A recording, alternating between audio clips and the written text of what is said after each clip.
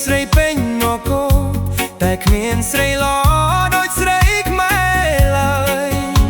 ស្រីខ្មែរស្រស់ណាស់ព្រះអើយបើសិនបានស្នេហ៍ហើយស្នេហ៍នោះផ្អែមជាងទឹកឃ្មុំស្រីខ្មែររំទុំខ្ញុំសែនពេញចិត្តខ្ញុំធ្លាប់ទៅនៅក្រុងបារាំង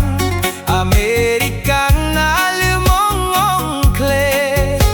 តែគ្មានស្រីល្អទេស្រីនោះមានតែស្នេហ៍តែខ្វះចិត្តផ្អែមផែក្ដីចាញ់ស្រីខ្មែរទេ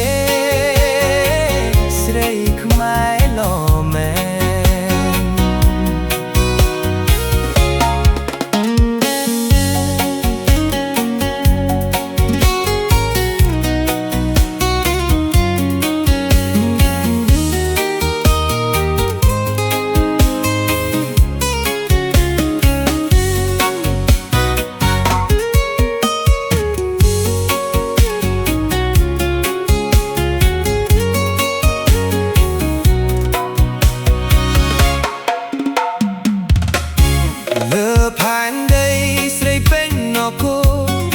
មានស្រីល្អ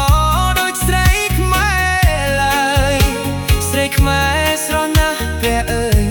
បើសិនបានស្នេហ៍ហើយស្នេហ៍នោះផ្អែមជាងទឹកឃ្មុំស្រីខ្មែររំទុំខ្ញុំសែនពេញចិត្តខ្ញុំធ្លាប់ទៅនៅក្រុងបារាំងអាមេរិកកាំង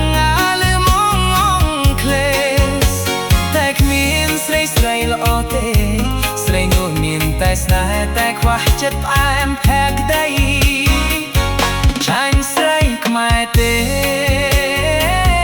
ស្រីខ្មែរល្អ